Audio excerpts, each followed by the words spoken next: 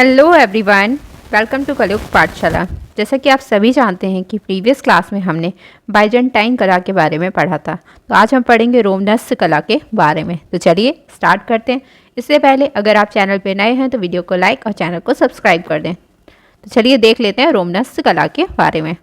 तो जो रोमनस्क कला थी, ये रोमन साम्राज्य का जैसे ही पतन होता है और उस रोमन साम्राज्य का जैसे ही पतन होता है उसके पश्चात क्या आती है, आपकी रोमनस्क कला आती है, और उसके रोमनस्क कला के बाद आपकी गोथिक शैली आती है। तो इसीलिए कहा जाता है कि रोमन साम्राज्य के पतन के पश्चात और गोथिक शैली के उद्भव से पूर्व किस कला का विकास हुआ, रोमनस्क कला का विकास माना जाता है। तो चलिए देखते हैं।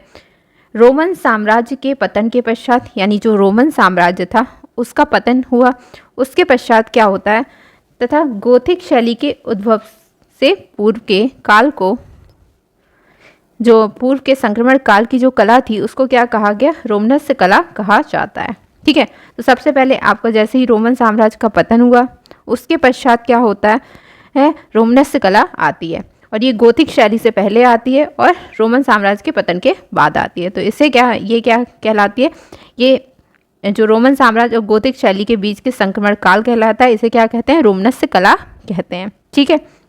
चलिए, रोमनस्क शब्द 19वीं शताब्दी में प्रयुक्त किया गया था। अब जो ये रोमनस्क शब्द है वह कब प्रयुक्त किया गया था, तो 19वीं शताब्दी में ये शब्द प्रयुक्त किया गया था। रोमनस्क कला मुख्यतः 11वीं और 12वीं सदी में फ्रांस में फली फूली। ठीक है। क्या होता है, ये जो रोमनस्क कला है ये 11वीं से लेकर 12वीं सदी में क्या होता है, फ्रांस में ये फली फूलती है, अपने चरम पर पहुंचती है ये कला। मगर फिर क्या होता है कि कुछ ऐसे क्षेत्र भी थे जहां पर 13वीं सदी तक ये प्रचलित रही थी। यानी जो ये रोमनस्क कला थी, कुछ ऐसे क्षेत्र भी थे फ्रांस के जहां पर ये 13वीं सदी तक प्रचलित रही थी। तो इस तरह से हम कह सकते हैं कि 11वीं से 13वीं सदी ईस्वी तक ये प्रचलित रही। ठीक है। तो आपने देखा जो रोमनस्क शब्द था ये कब प्रयुक्त किया गया था, 19वीं शताब्दी में प्रयुक्त किया गया था। रोमनस्क कला मुख्यतः कब प्रचलित हुई, तो आप जानते हैं कि एक फ्रांस का जो फ्रांस के कुछ क्षेत्रों में, यानी 11वीं से 12वीं सदी तक था, तो कुछ ऐसे क्षेत्र थे जहां पर 13वीं सदी तक ये प्रचलित रही थी। ठीक है। तो इस तरह से हम कह सकते हैं कि 11वीं से 13वीं सदी तक ये प्रचलित थी। ठीक है।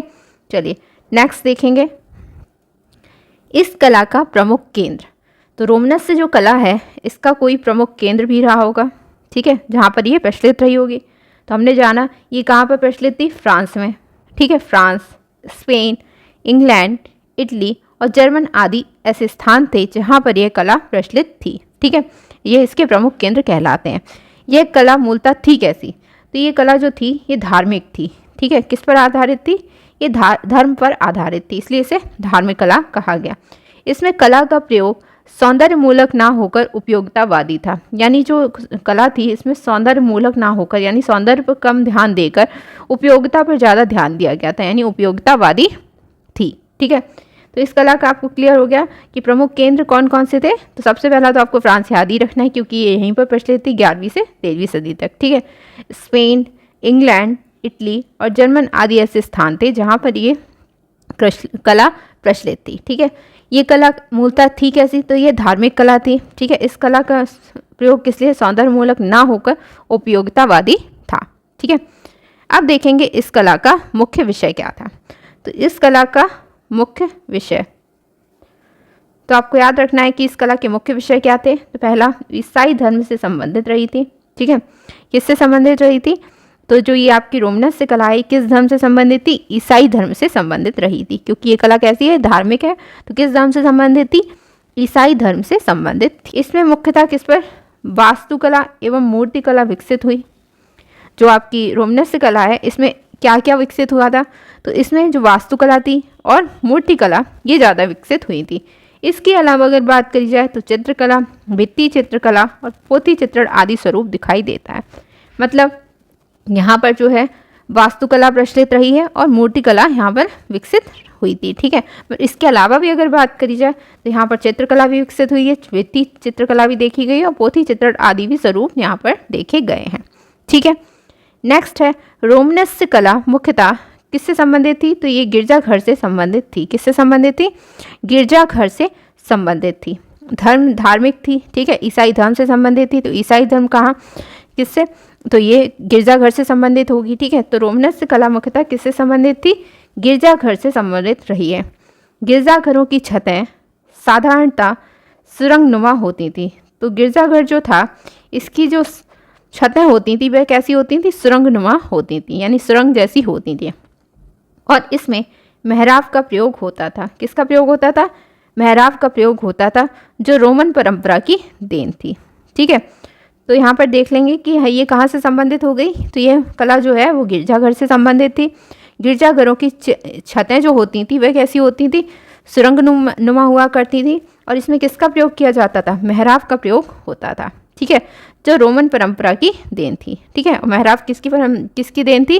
रोमन परंपरा की देन थी। चलिए नेक्स्ट देखेंगे हम। रोमनस्य भवनों में प्रतिमाएं अर्धचित्र अभिन्न अंग थे। तो रोमनस्य जो भवन थे, इसमें जो प्रतिमाएं और अर्धचित्र थे वो कैसे थे? अभिन्न अंग थे। ठीक है, अलग अलग अंग थे। ठीक है, रोमनस्य भवनों में प्रतिमाएं और अर्धचित्र अभिन्न अंग थे। अनेक स्तंभों को प्रतिमाओं का रूप देकर आकर्षण का केंद्र बनाया जाता था। वहाँ पर जो अनेक स्तंभ थे उनको क्या किया जाता था? प्रतिमाओं का रूप दिया जाता था, जो वहाँ के आकर्षण का केंद्र बने हुए थे। ठीक है, रोमनस्य कला मूर्तिकला के पुनरुत्थान की दृष्टि से महत्वपूर्ण है। तो रोमनस्य कला किसके पुनरुत्थान की दृष्टि से महत्वपूर्ण है? मूर्तिकला के। ठीक है, रोमनस्य मूर्तियाँ सज्जा मूलक थीं, जिसमें रोमन कला की भांति बड़ी बड़ी मूर्तियाँ नहीं बनती थीं। तो ये जो रोमनस्य कला है, ये मूर्तिकला के पुनरुत्थान की दृष्टि से महत्वपूर्ण मानी जाती थी। और रोमनस्य जो मूर्तियाँ हैं वह कैसी होती थी? सज्जा मूलक होती थी, यानी सजाने के कार्य आती थी, जिसमें रोमन कला की भांति बड़ी बड़ी मूर्तियां नहीं बनती थी। और जो रोमन कला थी उसकी तरह इसमें बड़ी बड़ी मूर्तियां नहीं बनाई जाती थी रोमनस्य कला में। ठीक है, ईसाई धर्म गुरुओं प्रचारकों ईसा मसीह के जीवन से संबंधित। तो ईसाई धर्म जो था वो ईसाई धर्म में गुरुओं प्रचारकों और ईसा मसीह के जीवन से संबंधित बाइबल विषयों पर आधारित इन मूर्तियों को, ठीक है, बाइबल विषयों पर आधारित इन मूर्तियों एवं अर्धचित्रों का अलंकरण ईसाई धर्म गुरुओं प्रचारकों ईसा मसीह के जीवन से संबंधित बाइबल विषयों पर आधारित ये मूर्तियाँ और अर्धचित्रों का अलंकरण के रूप में प्रयोग किया गया था। ठीक है, इसी कारण रोमनस्य मूर्तिकला स्थापत्य से तात्विक रूप से जुड़ी रही थी। तो यहाँ पर जो बात हो रही है, यहाँ पर जो मूर्तियाँ बनाई गई थी और अर्धचित्र बनाए गए थे, उनके अलंकरण के रूप में यहाँ पर प्रयोग किया गया था ईसाई धर्म में। किस किस को? तो गुरुओं का, प्रचारकों, जो प्रचारक होते हैं उनका, ईसा मसीह के जीवन से संबंधित बाइबल विषयों पर आधारित इन मूर्तियों का निर्माण किया गया था। ठीक है, चलिए नेक्स्ट देखेंगे।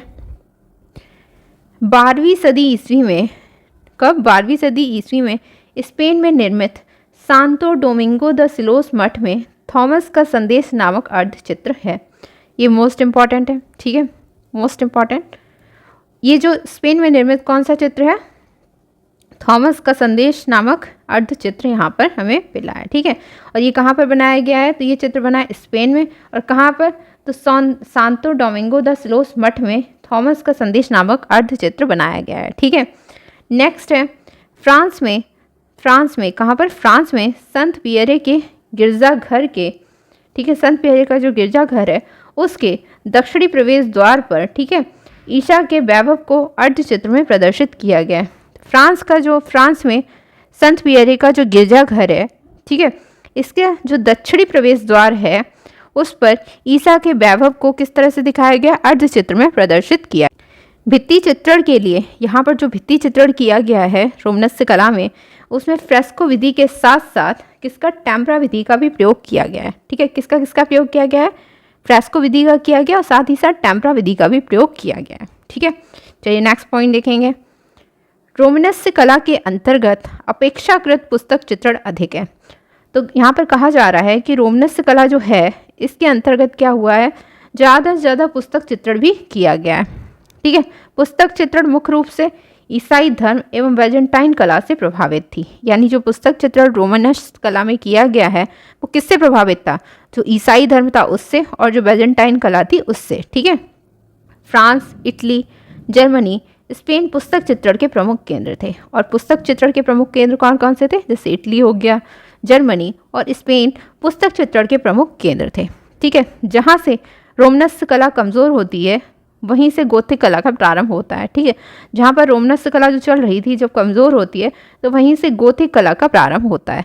अर्थात गोथिक शैली पूर्ववर्ती रोमनस्क कला का विकसित रूप है, यानी पूर्ववर्ती जो रोमनस्क कला है वही गोथिक शैली है। ठीक है, उसका मतलब विकसित रूप क्या है, गोथिक शैली है। ठीक है, गोथिक शैली के तत्काल बाद पुनर्जागरण युगीन कला का प्रारंभ होता है, और गोथिक शैली जैसे ही खत्म होती है उसके बाद किसका प्रारंभ होता है, पुनर्जागरण युगीन कला का प्रारंभ होता है।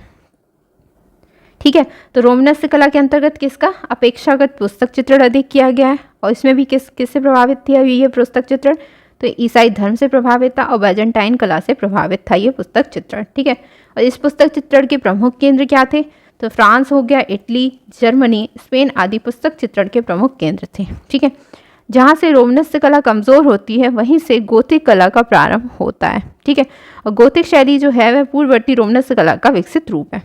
गोथिक कला के तुरंत बाद क्या होता है, पुनर्जागरण युगीन कला का प्रारंभ होता है। तो ये आपकी रोमनस्क कला, आई होप आपको ये अच्छे से समझ आ गई होगी। नेक्स्ट क्लास में हम पढ़ेंगे गोथिक कला के बारे में। ठीक है, तो आई होप आपको ये क्लास अच्छी लगी होगी। अगर आपको क्लास अच्छी लगी है तो वीडियो को लाइक करें, शेयर करें और चैनल को सब्सक्राइब करें। मिलते हैं नेक्स्ट वीडियो में, तब तक के लिए थैंक यू।